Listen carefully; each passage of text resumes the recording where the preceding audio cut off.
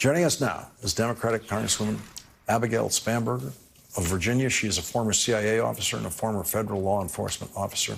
Thank you very much for joining us tonight. I was quite struck by something you said yesterday about that period when any magazine above 10 was illegal for us, and it was something that only federal authorities could have. Well, Lawrence, when I first began my career as a federal agent, that was when this law was still in place. And I had magazines that were marked for law enforcement use only.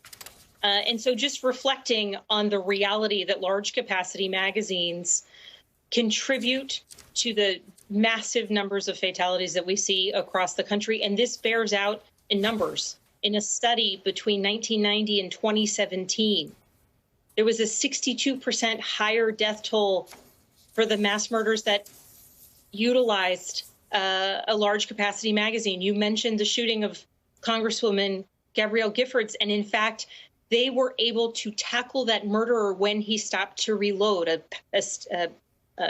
Someone who was there in the moment when he stopped to reload, that's when they were able to tackle him. We know in Parkland, students were able to escape when the killer down a staircase, when the killer stopped to reload. So it's about a vital reality that in those moments, that's when law enforcement or Good Samaritans or people who are running for their lives have the ability to flee. And we know that in Dayton, Ohio, at least 41 rounds were shot in fewer than 30 seconds. In Las Vegas, it was 100 rounds in 10 seconds.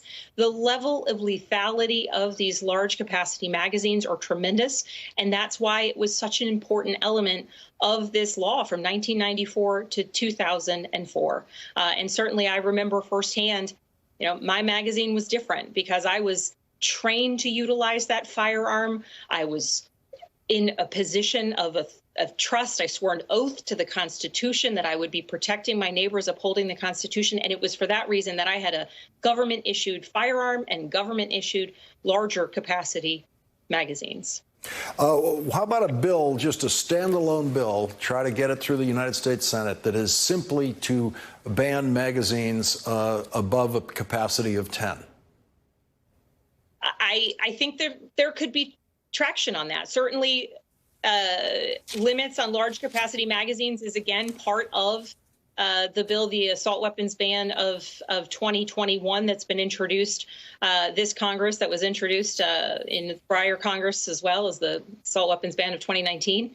But I think that could be an important step forward. Certainly, we know the data show that when there are limits on large capacity magazines, the lethality of mass murder events is lower because these killers can shoot fewer people. And Lawrence, I recognize that we are talking about, how to limit deaths, but we are in a circumstance where every option for how we can save lives, when we are witnessing babies dying in classrooms and elderly, citizens who are at a grocery store on a beautiful Saturday afternoon dying while they're shopping for their groceries, we have to do something.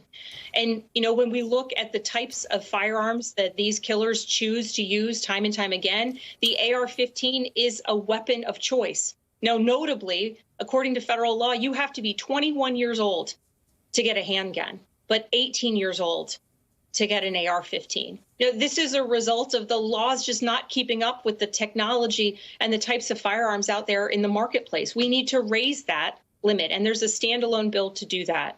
So just as you have to be 18 to get a handgun, you have to be 18 to get an AR-15.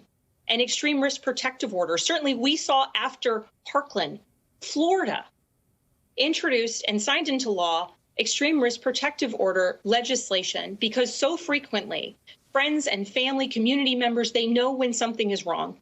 And just as they did in Florida, they report it to law enforcement. But law enforcement can take no action if there are not laws on the books that say when someone is in a potential point of crisis with the authority of the law, that person's firearms can be temporarily restrained for their own safety, for the community's safety.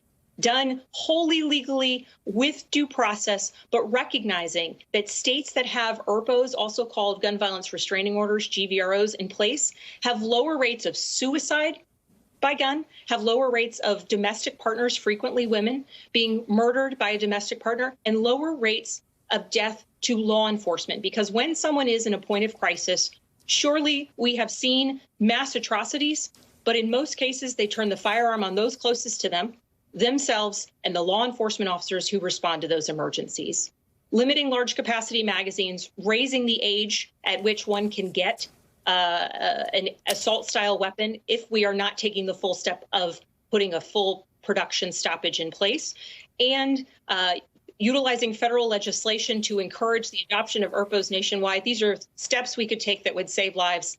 And I urge my colleagues and people across the country to recognize that these are common sense steps that will save future families from the horror that those so many families in Texas and in New York are feeling right now, as well as so many others before them.